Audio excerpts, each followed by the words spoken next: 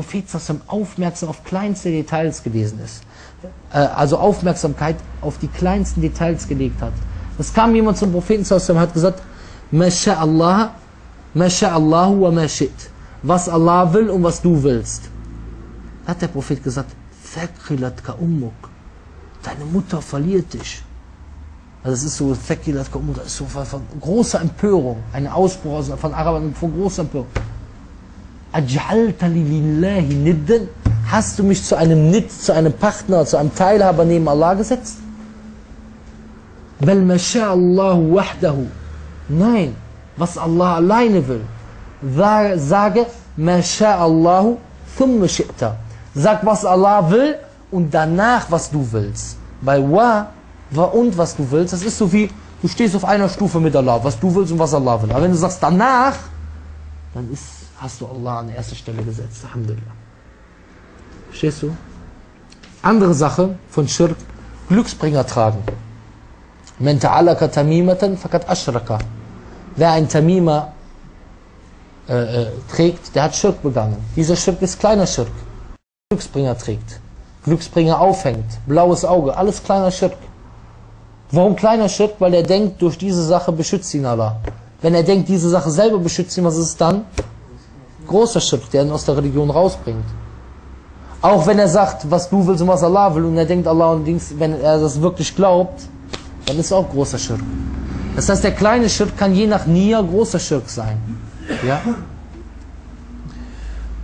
Und da sollte man noch wissen, dass die Ersten, die in die Hölle kommen, als Brennholz für die Hölle, ist einer, der ein Mujahid war, der auf dem Weg Allahs gekämpft hat. Allahumma inna nas'aluka al-ikhlas. Amin. Einer, der auf dem Weg Allahs gekämpft hat, und er hat gekämpft, damit die Leute sagen, er ist ein Shuja', ein Held, ein tapferer Mensch. Der andere ist jemand, der gespendet hat, damit die Leute sagen, er ist ein Karim, ein großzügiger Mensch.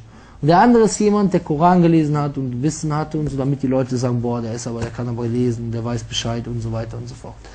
Subhanallah, deswegen, das ist eine sehr wichtige Sache. Allahumma inna na'udhu bika min al-shirk. Allahumma inna na'udhu bika min al-riya. Allahumma inna nas'aluka al-ikhlas fi qawli wal-amal. Deswegen muss man immer wieder Allah bitten, dass er einem wirklich Ikhlas gibt. Dass die Taten nur von Allah sind. Weil der kleine Schirk kann schnell zu großem Schirk führen.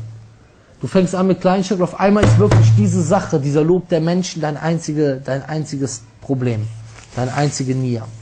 Jetzt, dass der Schirk zuerst kam dass der Tawhid, der Glaube an Allah alleine, das heißt Allah in seiner Herrschaft, Namen, Eigenschaften, Anbetung, kam vor dem Schirk. Und das ist ein großer Unterschied da kommen wir nachher drauf. Kann mir einer einen Beweis nennen, dass der Schirk unter den Menschen dass der Tawhid, das heißt an Gott alleine glauben, oder Gott alleine dienen, anbeten, vor dem Schirk, vor der Götzendienerei gekommen ist? Hat einer dafür einen Beweis? Ja, bitte. Adam a.s. hat ja auch nur zu Gott gebetet. Alhamdulillah, sehr gut. Der erste Beweis, Adam a.s. Adam ist der erste Prophet.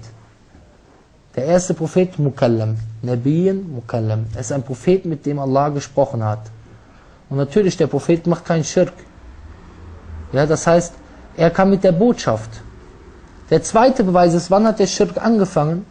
Der Schirk hat angefangen mit Qaum Nuh, mit dem Volk von Nuh a.s. Wie hat das bei denen angefangen, dieser Schirk? Wie kam es? Ganz einfach. Sie hatten 5 Heilige. Wad'un, wa Suwa'un, wa Yaghutha, wa Ya'uqa, wa Nasra. 5 Heilige. Das waren Salihin gewesen, rechtschaffene Menschen. Als diese gestorben sind, gibt es Unterschiede, Riwaya, hat der Satan denen eingeflüstert. Einmal, ihr liebt die doch, ihr müsst zeigen, dass ihr die liebt, macht Bilder für die. Dann erinnern die euch daran, dass das gute Menschen waren, dadurch dient ihr die dann mehr. Dann nächste Generation, dann kam der Satan. War das schon Schirk, dass die Bilder gemacht haben? Ja, war kein Schirk. Die haben ein Wasila, ein Mittel zum Schirk gemacht, was nachher zum Schirk führt. Und das ist schon verboten, aber war kein Schirk. Dann beim nächsten Mal kam er, hat gesagt, ja, wenn ihr bei denen in der Nähe betet, dann wird vielleicht eure Dua eher angenommen. Genau wie heute einige, die pilgern zum Grab und sagen, wenn wir an dem Grab beten, dann nimmt Allah das Gebet eher an. Und beim nächsten Mal sagt er, ja, bet das Grab an. Bei denen war genauso. Erst die Bilder, die erinnern euch an Gottesdienst, ja. Genau wie heute mit den Gräbern, ja. Ihr macht ein Grab, da war ein guter Mann, macht eine große Kuppel darüber, dann erinnert ihr euch, da war ein guter Mann, beim nächsten Mal kommt der und sagt, ja komm, mach Dua an dem Grab, dann wird das eher angehört. Dua zu Allah, ist das Schirk? Nein. Du kannst Dua am Grab machen, aber nicht zu dem Toten. Beim nächsten Mal kommt der, komm, bete den Toten an. Da genau dasselbe. Und dann im Volk von Nuh haben sie die angebetet. Subhanallah. Das ist das erste Mal, wo Schirk aufgetreten ist.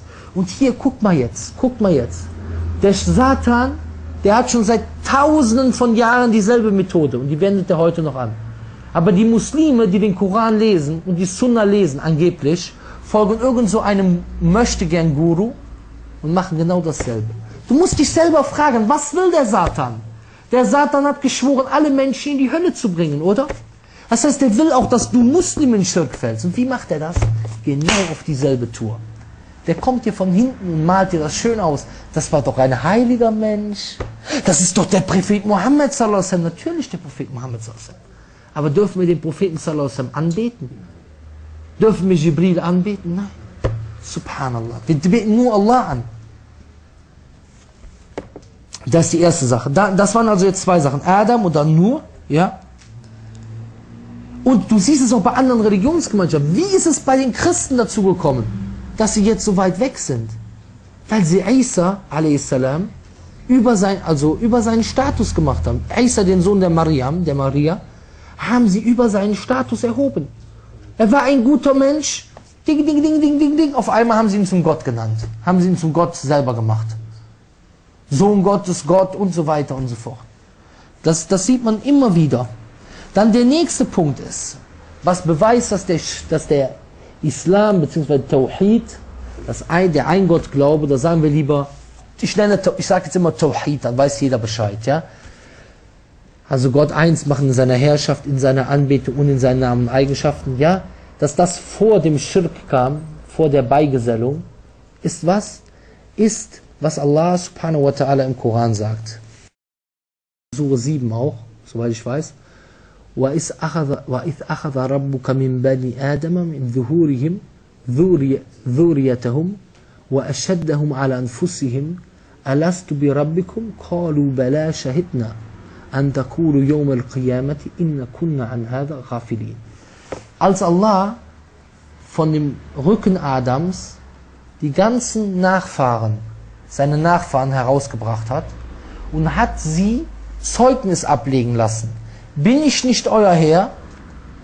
Und die sagen, ja, wir bezeugen es. Damit ihr Yom al-Qiyamah nicht sagt, wir haben davon nichts gewusst. Das heißt, jeder von uns, der hier sitzt, eine Art und Weise, wo Allah am besten weiß, und hat Zeugnis abgelegt. Deswegen hat jeder Mensch in seiner Fitra, in seiner natürlichen Veranlagung für den wahren Glauben, weiß er, dass es Gott gibt, der eine Schöpfer, Lenker, Herrscher. Und wenn du das glaubst, das zwingt dich dazu, ihn alleine auch anzubeten. Hier siehst du zum Beispiel, deswegen haben auch einige Leute keine Ausrede, Yom Qiyamah. Zum Beispiel, wenn jemand noch nie was vom Propheten Muhammad sallallahu gehört hat und er stirbt und hat noch nie was vom Propheten Muhammad sallallahu gehört. Hat er dann eine Ausrede, Yom Qiyamah, dass er nicht an den Propheten geglaubt hat? Ja. Ja, hat er, weil er konnte nicht dran glauben. Aber wenn jemand sagt, ich glaube nicht an Gott und es ist kein Prophet zu ihm gekommen, hat er trotzdem keine Ausrede. Weil das hat er schon in seiner Fitra, da ist er schon gewarnt. Also er kann nicht sagen, ich habe nicht gewusst, dass es keinen Gott gibt. Und du siehst, in jeder Gesellschaft gibt es den Glauben an Gott. Weil das schon von Fitra ist. Das ist schon von der Fitra, von der natürlichen Veranlagung für den wahren Glauben. Deswegen ist im Islam auch diesbezüglich jeder gewarnt. Wo vielleicht Leute nicht gewarnt sind, ist einzelne Teile von der Botschaft, ja, wo Leute in Fehler reinfallen, wo sie eine Ausrede haben, inshallah, am jüngsten Tag. Aber von der Existenz Gottes, dass Allah der Schöpfer, Herrscher, Lenker ist, gibt es keine Ausrede. Der Prophet sallallahu sagt auch, مَا مِن مَوْلُودٍ إِلَّا يُولَدُ عَلَى الْفِطْرَةِ. Es gibt keinen, der geboren wird, außer auf der Fitra, auf den natürlichen Glauben. Das heißt, wenn du so aufwachsen würdest, du würdest Allah alleine anbeten. Was bringt einen dazu, andere anzubeten, andere Religionen zu folgen? Scheitan. Im Endeffekt. Die Eltern, die dem Scheitan folgen, je nachdem, flüstert einen ein. Wie in diesem Fall mit Nuh. Guck mal, die waren doch gute Menschen, dies, das, betet die doch an.